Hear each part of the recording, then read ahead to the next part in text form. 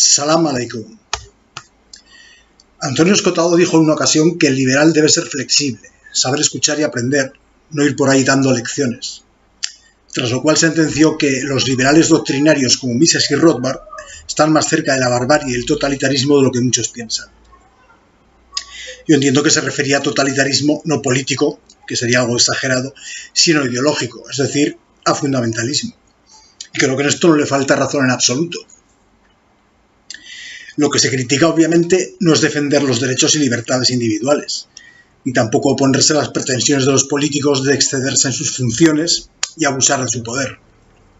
Antes, al contrario, el liberalismo bien entendido, esto es, alejado de fundamentalismos, es una postura filosófica, ética y política con la que yo me identifico plenamente.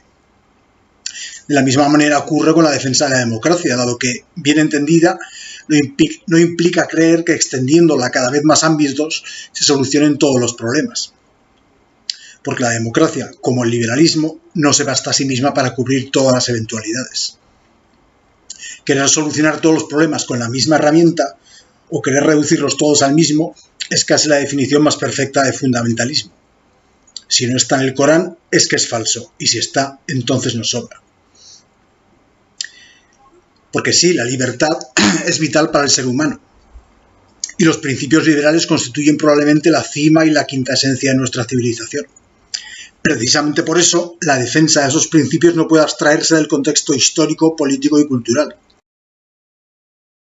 Ya nos hemos topado, pues, con el primer escollo en esta lucha abstracta por la libertad, el primer toque de atención que nos obliga a bajar la mirada a la tierra bajo nuestros pies, tierra en la cual han crecido y arraigado esos principios que tanto valoramos.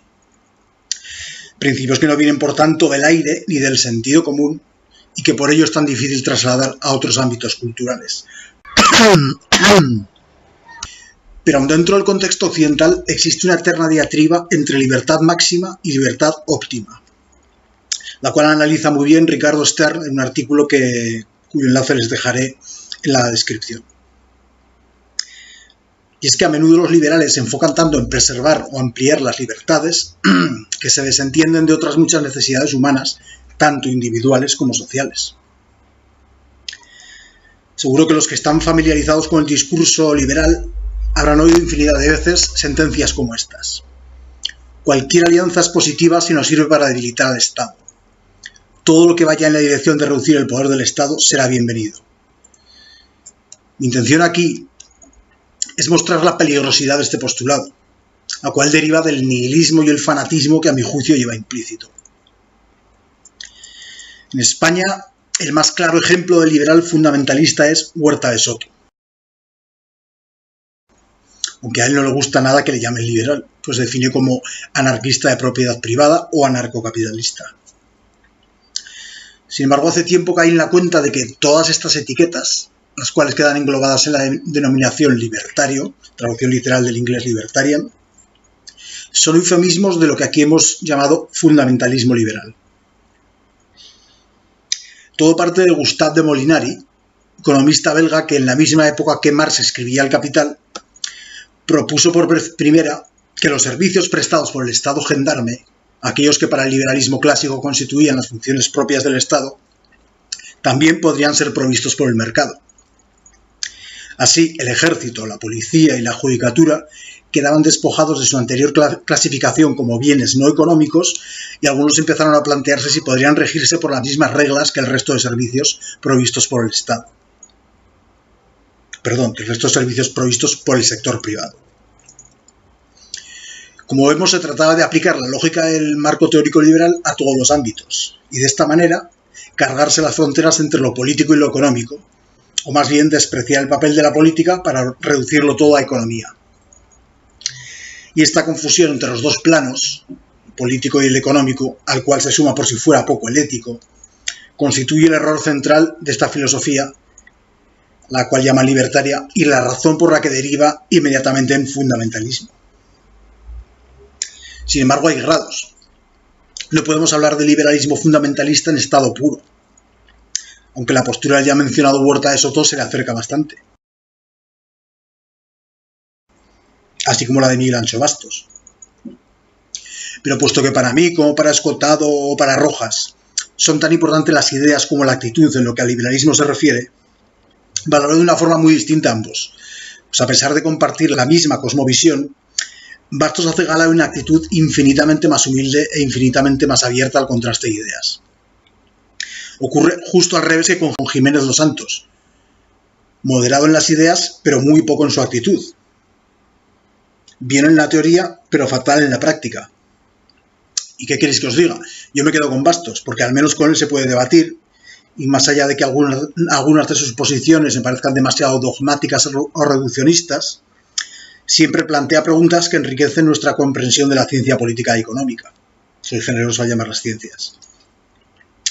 Además, siempre está dispuesto a contemplar los argumentos del contrario. Algunos me dicen que esto puede ser una mera pose que esconde un dogmatismo igual de inamovible. Pero aunque esta sospecha pudiera confirmarse, aunque en efecto esa humildad y ese amor por el debate fuera solo aparente, lo cierto es que de todas formas le obliga a escuchar contraargumentos y a refutarlos, lo cual ya es bastante más de lo que haría un gurú anarcocapitalista al estilo de Rothbard o Huerta de Soto. Y bajando un grado más, tendríamos a Juan Ramón Rayo, quien es sin duda un gran economista, un gran divulgador del liberalismo, y quien además se enfrentó a Bastos en un debate ya clásico acerca de la posibilidad del anarquismo. Él siempre ha dejado claro que, filosóficamente hablando, es tan anarquista como los anteriormente citados, pero el realismo y la prudencia le obligan a señalar los inmensos problemas que plantea esa hipotética desaparición del Estado. Ahora, en lo que ya no es tan riguroso y tan cauto, es en su lectura del poder estatal en clave estrictamente económica. Me refiero a su tendencia a medir el grado de liberalismo de un Estado en base al porcentaje del PIB que consume. Igual es del todo descabellado porque implicaría decir, por ejemplo, que gastar un 5% en sanidad o en obras públicas afecta igual a nuestras libertades que gastar ese mismo dinero en censura y represión policial. Y esto se lo echa en la cara, aunque indirectamente, Daniel Lacalle, cuando pone ejemplos de estados que, aun consumiendo un escaso porcentaje del PIB, limitan la libertad económica a muchos más que otros, cuyo presupuesto es mayor. Por ejemplo, Arabia Saudí. Y esto limitándolo solo a la economía, que no se podrá decir en otros ámbitos. Pero claro, Daniel Lacalle no solo contradice a los liberales fundamentalistas en este punto, sino que ya comete herejías imperdonables a ojos de aquellos, como es defender la educación y la sanidad pública.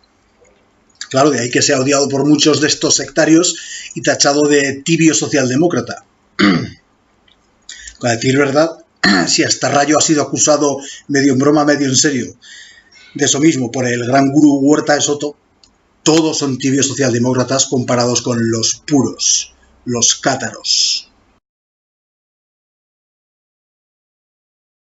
Y volviendo a la economía, yo estoy de acuerdo en que, al igual que ocurre en otros ámbitos, debe aplicarse el indubio pro libertate. Ahora bien, el que a grandes rasgos deba primarse la libertad, tanto en lo económico como en lo político, en lo cultural, lo privado, no quiere decir que no pueda haber excepciones o medidas contingentes, justamente para favorecer a largo plazo el libre intercambio y el emprendimiento. Máxime cuando eso que llamamos el mercado global dista mucho de ser un campo abierto en el que todos juegan con las mismas reglas. Creo que a cualquier persona sensata le inspira desconfianza el que la receta económica sea siempre la misma en cualquier circunstancia y que además sea tan simple: eliminar barreras, liberalizar. Ya está. ¿No es una pista bastante reveladora de que nos encontramos ante un fundamentalismo con todas las letras? ¿De verdad es creíble que la mejor opción, independientemente de lo que hagan quienes están a nuestro alrededor, sea indefectiblemente la misma? ¿No habrá ni tan siquiera unos pocos casos excepcionales en que la aplicación de medidas proteccionistas o de presión ante otras potencias sean recomendables? ¿O será la economía el único ámbito humano donde todos los problemas se resuelven de la misma forma? Luego, por otra parte, en el liberalismo en general no queda muy claro cómo se jerarquizan o priorizan los distintos tipos de libertad, económica, política, de expresión, etc.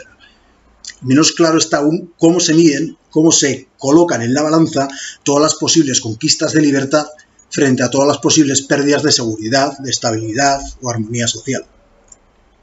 ¿Hasta qué punto es superior el beneficio de obtener cierta libertad al prejuicio de perder cierta seguridad o estabilidad? y hasta qué punto es sensato sacrificar esos otros valores con la mira puesta en un objetivo que bien puede ir realizándose poco a poco, como igual de fácilmente puede truncarse. ¿Realmente merece la pena convertirse en un militante que únicamente persigue acercarse a su ideal liberal o libertario y que en su fijación por alcanzar ese reino soñado se desentiende de todos los demás problemas que afectan a las sociedades y a los individuos? Creo que uno de los principales indicios que delatan el pensamiento fundamentalista consiste en explicar fenómenos complejos de forma simple y achacarle la responsabilidad de todos los males a aquellas instituciones que se quieren demoler. Por ejemplo, el empirismo radical postula que sin patriarcado no habría guerras ni violencia. Y algo parecido ocurre con el liberalismo radical o libertarismo, el cual acostumbra señalar al Estado como el único culpable de las contiendas militares, de los genocidios y de las grandes masacres en general. Sin embargo, esto es falso de toda falsedad, pues a menudo es el Estado no quien alienta o realiza las matanzas, sino quien las evita. ¿O es que los pogromos contra los judíos no han sido frecuentemente llevados a cabo por turbas populares y frenados in extremis por los monarcas? ¿Acaso las guerras religiosas partían de decisiones unilaterales de los gobernantes? ¿Es que los pueblos no se odian unos a otros sin necesidad de que ningún rey o jefe de gobierno les azuce? Luego, otro problema central de la teoría liberal, y no ya solo de su vertiente más fundamentalista, es el de presentarnos siempre dos agentes básicos, el individuo y el Estado.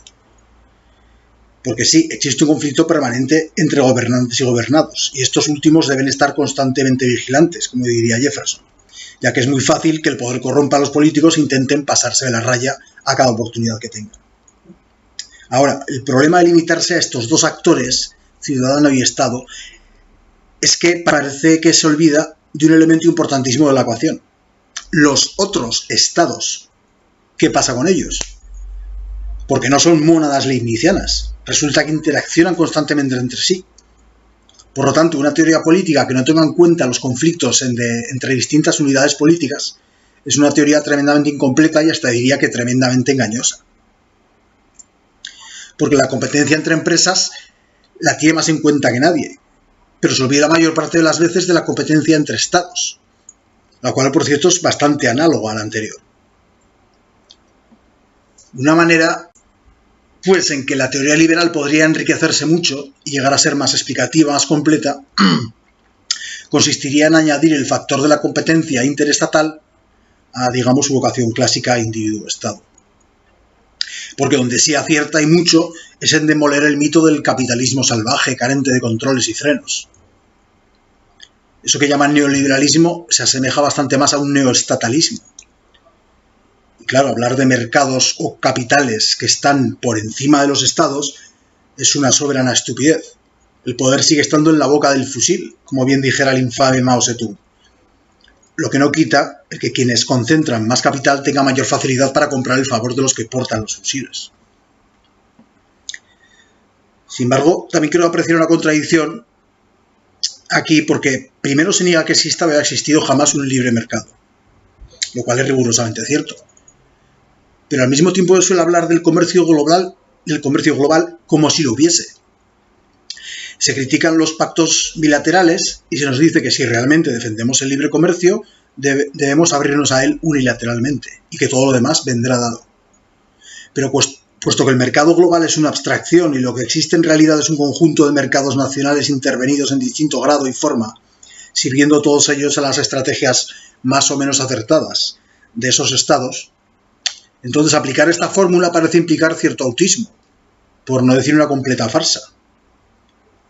Es como si dijéramos, vamos a fingir que existe el libre mercado, no sé si para no complicarse la vida, o para no reconocer que en un mundo solo parcialmente liberal debemos adoptar estrategias también parcialmente liberales. Una vez me comentaba Ricardo Stern, a quien ya he mencionado antes, que si trabajar en pos del librecambismo fuese tan fácil como abrirse unilateralmente al comercio global, los gobiernos podrían prescindir de los ministerios de Economía y de todos los asesores y expertos en la materia. Él me contestó que quizá no sería mala idea, y yo le dije que era un hippie.